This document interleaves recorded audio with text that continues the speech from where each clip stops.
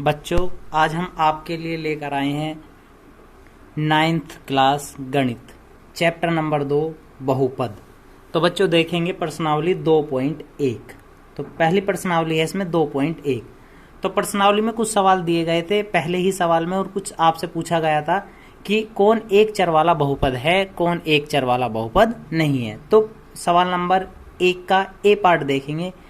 4x की 2 minus 3x plus 7, सभी में x केवल एक जैसा ही है, तो कैसा है यह?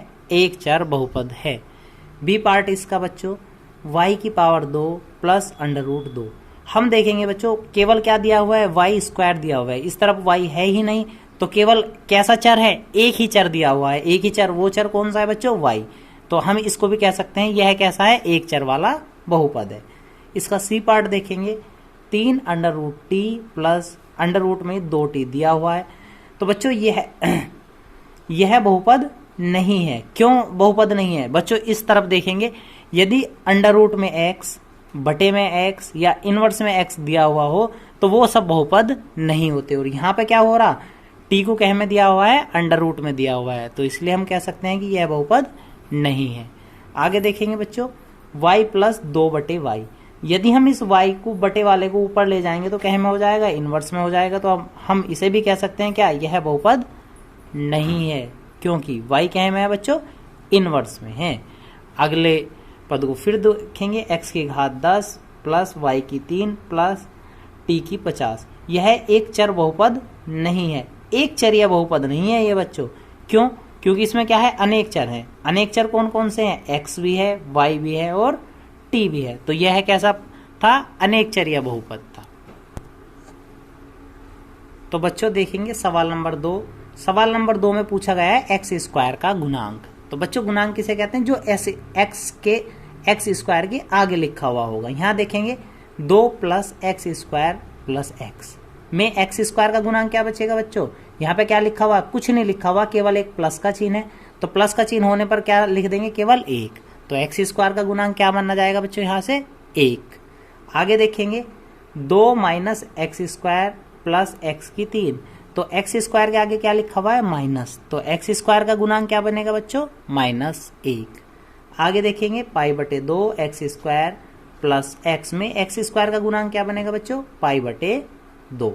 आगे देखेंगे √2 x माइनस 1 में x स्क्वायर का गुणांक क्या है बच्चों?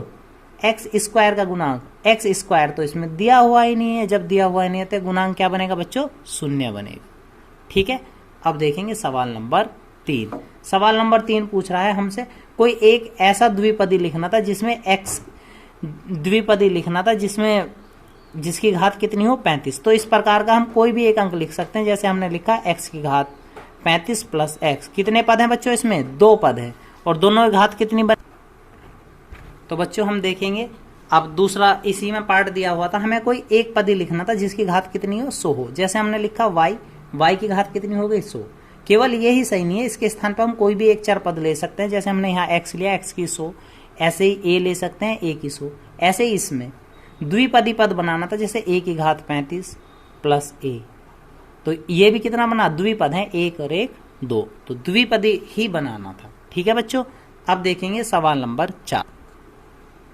तो बच्चों सवाल नंबर 4 में उसने दिया हुआ है बहुपदी की हमसे घात पूछ रहा है। बहुपदी की घात किसे कहते हैं बच्चों? जो बहुपदी की सबसे बड़ी घात होती है। ये वाली एक संख्या है 5x की 3 plus 4x square plus 7x में बहुपदी की घात पूछ रहा है। तो सबसे बड़ी घात क्या दी हुई है बच्चों? 3। तो बहुपदी की घात क्या हुई बच्चों? 3। आगे देखेंगे 4 माइनस y की 2 में बहुपदी की घात क्या है? जो सबसे बड़ी घात है, क्या है बहुपदी की घात? 2।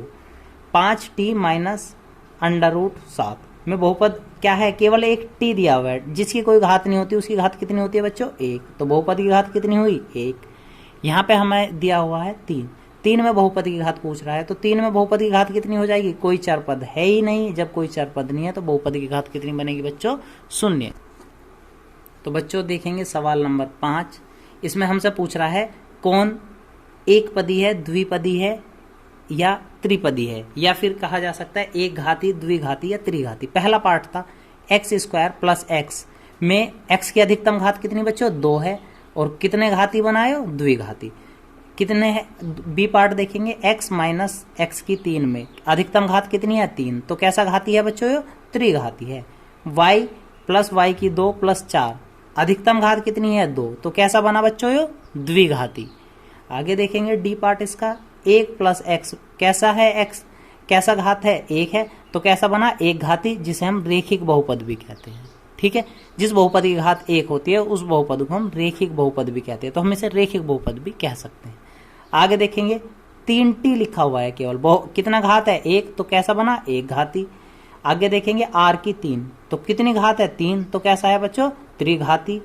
और आगे लास्ट पार्ट है इसका 7x की 3, कितना है बहुपद की घात 3, तो कैसा बना बच्चों, त्रिघाती।